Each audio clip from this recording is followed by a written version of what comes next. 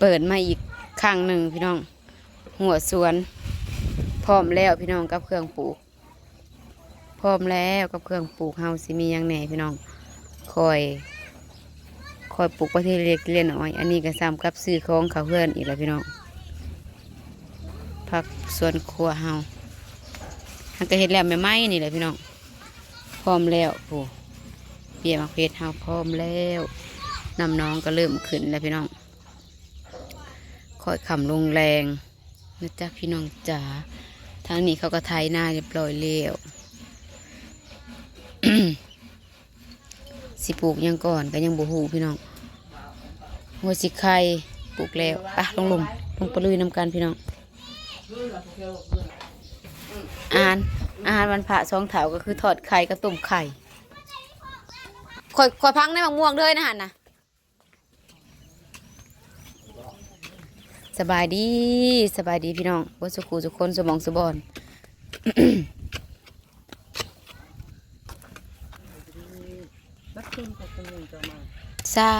บ่นะเฮ้ยปลูกใกล้ๆกันเนี่ยเผื่อมันตายเห็นบ่ในเฮือนเมถาเพอนะ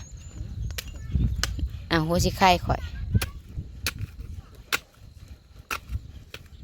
ฝุ่นพันเอามาพันใส่เบาะอย่าหน่อยใส่พร้อมโลด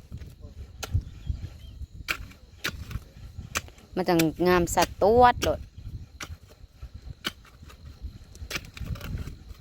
จักเสร็จแล้วนะเพียงเนาะบ่เรื่องหนึ่งก็เรื่องหนึ่งมาครับปวดหัวโลดอันขั้นว่าโบแมนว่าเฮาเว้าได้พี่น้องก้าวว่าเฮานี่ลงคลิปโตเนื่องแน่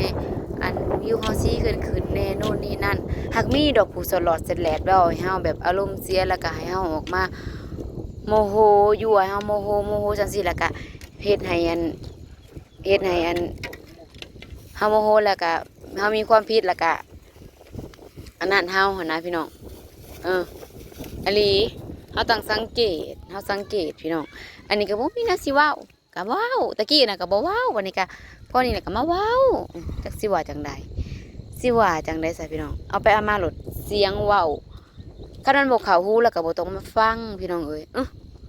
เมื่อยเอาไปเอามาโหลดเสียงเว้าบ่ม่วนบ่ว่านะกันจักแซ่ได้เสียงมันเป็นจังซี่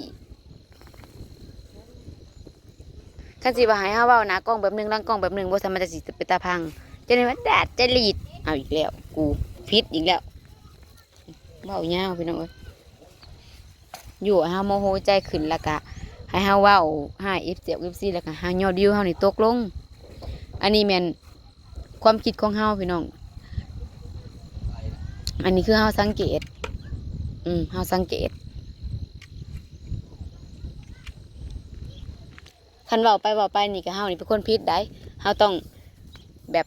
ผิดหรือถือกะ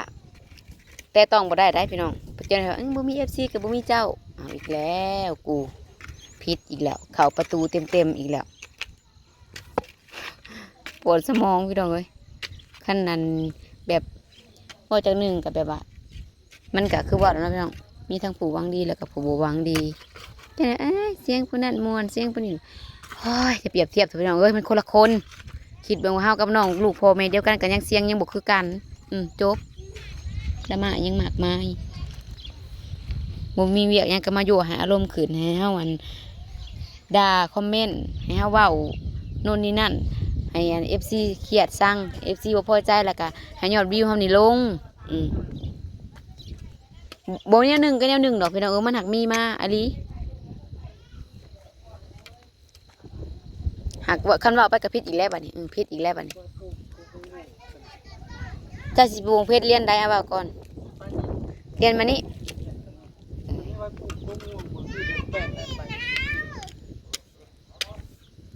สรุปว่าห้องน้ำนี่มันสิเอามาแจ้พี่อีหลีบ่สู่เอามาแจ้พี่มันก็เข้ากลางเฮือนอยู่แล้วนี่นะเสริมกลางเฮือนแล้วจะขี้จะคักได้เบื้องนี้มันวิดเฮือนเหรอได้จะเอามาเบื้องนี้แม่ดูจะว่าเนื้อลมนะแต่มันเขามันเสริมกลางเฮือนเหรอได้คันคูนพอดพูดแล้วมันแจ้เฮือนเบื้องพูดหากันแล้วแต่เจ้าดอกคันว่าพอสิว่าคอยพิษอีก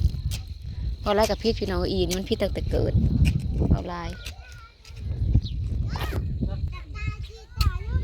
สบายดีไหม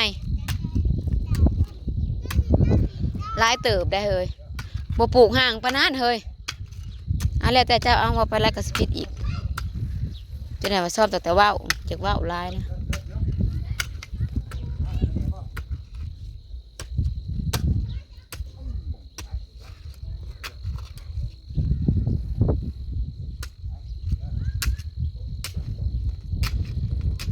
ยังวะ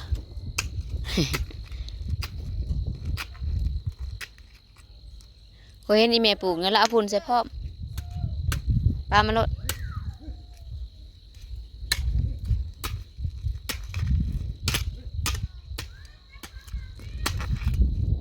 เข้ามาลูกเข้ามา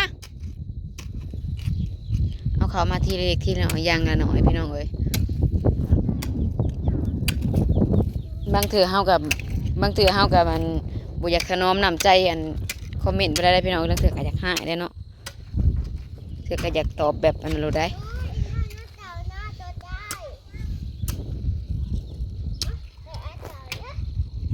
บางเถื่อถนอมผลลายปันแห้งกระเต็กซี่เฮาเขาบางคอมเมนต์ดอกพี่น้องเอ้ยบ่ได้เว้าให้เบิดกุ๊กคน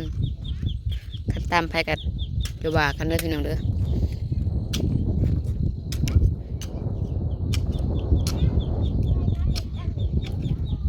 ถ้าส่วนหลายผู้สิเม่นในเฮาน่ะบ่ค่อยสิมาเม่นปานใดดอกพี่น้องคันผู้หวังดีก็มาเฮาหนาวฮู้เนาะพี่น้องเพิ่นก็สิเม่นก็สิเห็นเม่นเตือนเฮาอีหยังเฮาตลอดเนาะลังเทื่อน่ะลังเทื่อผู้ที่มาเม่นเว้าเฮาลังเทื่อก็ผู้มักบ่เฮาบ่จักบ่ผู้มักเม่นแบบโน่นนี่นั่นนั่นแหละผู้เก่านั่นแหละลังเทื่อเม่นเทื่อนี้เฮาบ่ใส่ใจเฮาบ่เว้าแล้วก็ผ่านไปเฮิงๆมาเว้าอีกให้เฮาแบบอยู่เฮาขึ้นนั่นเด้พี่น้องลังเทื่อผัดว่าเท่านี้บ่ขึ้นผัดเฮิงผัดมายอดอีกนะน้ำหูทันอยู่ดอกพี่น้องอันนี้ก็คณะบอกเอามาเว้ากันแล้วไปดอกเขาบอกว่าคณะตอบไปว่าขอบคุณค่ะแล้วก็จบไปดอกพี่น้องแล้วก็เธอหนาแล้วก็เฮิงแล้วก็เฮาบ่ขึ้นมาแล้วก็สิมาแดกเฮาอีกคณะต่อยืดไปดิเพิ่นก็แฮงยืดไปได้แนวนั้นได้พี่น้องคณะว่าคณะซ้ำ1เพิ่นแฮงซ้ำ2คณะขึ้นซ้ำ2เพิ่นไปแฮงซ้ำ10เฮาฮู้ระบบทันแล้วแหละพี่น้องเอ้ยเธอละซองพุ้ยอย่ามันตายบ่ต้นน้อยต้นใหญ่ FC กับเมนมาบอกหาต้นไม้มาปลูกเมนพี่น้องสิฮะเอามันดินมันออกกันนะเอาห่มไปขึ้นหาต้นไม้มาปลูกอยู่พี่น้องเฮาก็นี่แหละรอให้หัวด้านหน้าเฮานี่มันแล้วพี่น้องแต่ว่าปูเฮ็ดมันก็ยังบ่ว่างแต่ถ้าแต่พูดว่าปัจจุบันอีกแล้วคิดอีกแล้วกูก่อนสิเว้ายังกระเบิ่งในเด้อ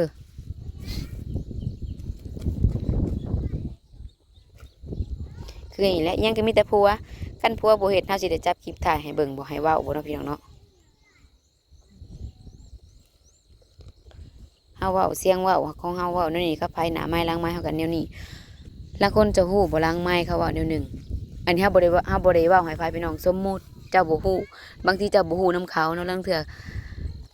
อหลังไม้เขาก็ว่าแนวหนึงหน้าไม้เขาก็ว่าแนวหนึงหลังสมมุติว่าหลังคนพี่น้องเขาก็บ่ได้เสียงดังๆแล้วก็บ่ฮู้ว่าไผอีกอันนี้แม่นเฮาอันเว้ามั่วๆไปซื่อๆเฮาบ่ได้ฮู้ดอกเฮาคิดว่าเจ็บตีนอ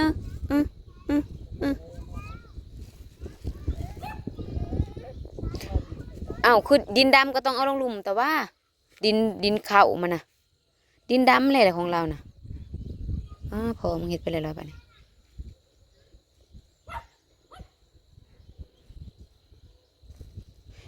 พอบัดแรกก็เป็นผู้ผิดพี่น้องผิดตั้งแต่เกิดมามีเพียงเท่านี้พี่น้อง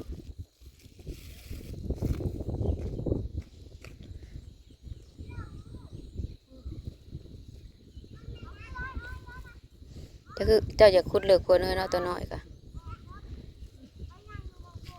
นี่ส่งจะตกปอกรถโอ้หนายเลยพุ่นพักอันนี้ก็ท่านได้เอามาใส่ซ้ำลูกนอนมือหนาผัดข้าลูกนอนผัดแดดนี่แล้วกับบ่ไหวกันได้พี่น้องลูกนอนกับกันพอดีเลยซ้ำว่าหูเลยพักกระโดดน้ำนะเอาไปขางเฮือนผู้น้ำเฮือทางขางก็โฮจิไข่ผู้นี่ มันต้นบริสูงมันบ่แม่นสิว่า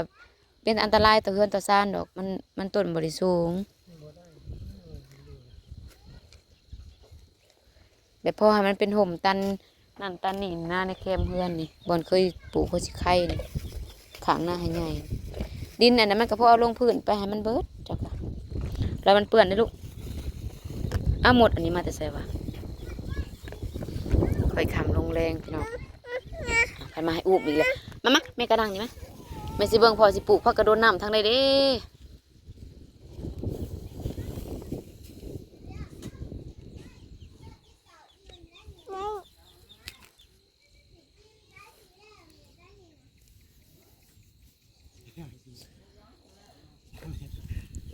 ลิ้นสิแล้วแล้วก็อยากไปกินห้อง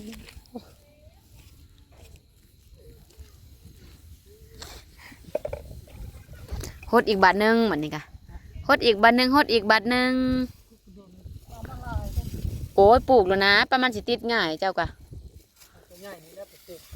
นี่ปลูกข้างๆไงก่อนในแจ็คต้นโอ้ยลูกกันเนาะแต่เป็นตกพี่น้องแต่เป็นตกสวยงามเนี่ยปลูกสารพัดปลูกหมวกเพชรแม่อีพ่อใส่เข่าปากมันกินจะข้ามแม่อีร้อยกินจะข้ามเข่านี่ข้าวปอดมันบ่ค่อยกินเนี่ย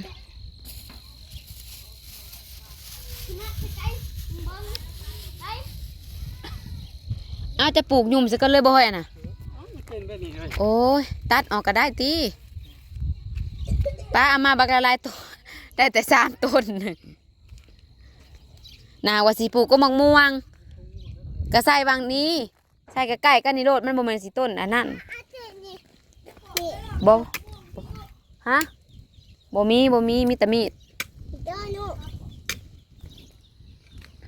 คอยเอามาปลูกทีละอย่างบ่แล้วมันก็เต็มเองมันพี่น้องขุดนานพักก็มะม่วงนั่นไม่เถาเอามาเด้อจะไปวันจันทร์นี่เด้อเราอยู่บ่เนาะแล้วบอกให้คอยไปเอาอยู่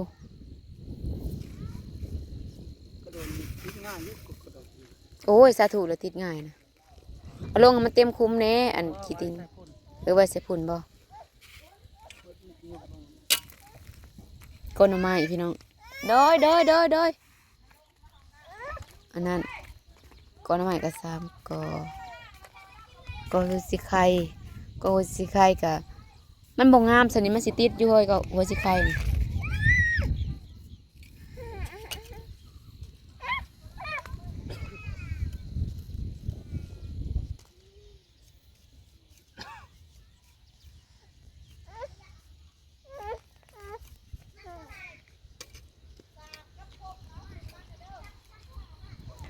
บรรยากาศพี่น้องอันนี้ไปเอาเบี้ยหมักเพชรตอนไผ่ดับนั่นเด้พี่น้องไปเอาน้ำป่าอยู่บ้านห้วยม่วงพวกแล้วก็เมื่อสากแบตแล้วก็เอาออกเลยเฮ้ยหยาน่ะขึ้นไวๆเนาะจากมาแต่ใส่คือหัวดินเขาก็จกเอาตะพื้นพวกนี่อุ้ยมึงดูน่ะขึ้นแล้วไวอีหลีไม่ได้แลเต็มอยู่ได้นี่น่ะขึ้นไวอีหลีขี้ดินจกเอาอยู่แต่พื้นดินพวกก็ยังขึ้นแล้วไปลูกปะเอาไปในแม่ต้นกระโดนต้นนี้นะ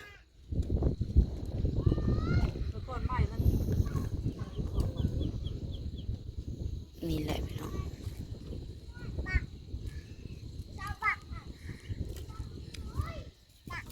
ความสุขบานๆปะอันนี้ก็คอกเป็ดเพิ่นกันน้อยนึงพี่น้อง สิต่ออีกวันนี้นะสิเดี๋ยวอำลาพระจากกันเด้อพี่น้องเด้อพ่อกันอีกคลิปใหม่ผู้ยายกับตะเคียวยายเรียบลูกหลานกินข้าวอีกเทิงพ่อกันคลิปใหม่เด้อจ้าพี่น้องเดี๋ยวสิอัพคลิปเด้อจ้าเด้อพ่อกันอีกเท่านึงพี่น้องเดี๋ยวจะเอาน้ำมาหดอีกทีหลังหัวสวนพี่น้องว่าอีกก่อนบัดนึงยังสิเอาตะนางยางซื้อตะนางยางมาล้อมอีกบาทหนึ่งพี่น้องเพราะว่าไก่สิเขามาสะกกเวลาเอาฝุ่นมาใส่แล้วไก่เขามาสะต้นหมักเพชรยังต่างๆเครื่องปลูกในไก่มันสิเขามาสะพี่น้องตามีฝุ่นเนาะยังอยู่พี่น้องรอเงินคันสีงบสีมีพี่น้องเอามาล้อมว่าอย่างสิแหละเห็นบ่2 ข้างอยู่แล้วก็ยังอีกข้างทั้งหลังนี่กะ ก็อย่ามันดอกพี่น้องเพราะว่าสิจบแล้วยังบ่จบพี่น้องแบบว่าบ่แล้วก็เฮาดำนาลัดดำนามันก็ค่าข้าวค่าน้ำนี่พี่น้องไก่มันก็คือสิบ่มาทางนี้เด้อืมบัดแล้วข้าวแล้วน้ำก็จังว่ากันใหม่เงินเฮาก็บ่หลายพี่น้องเอาด้านมันจำเป็นก่อนเนาะจะได้ก็ฝากเบิ่งฝากชมเด้อพี่น้องเด้อคันผิดพลาดประกันได้ก็ขอโทษขออภัยหลายๆเด้อพี่น้องแล้วก็จะพบกันอีกคลิปใหม่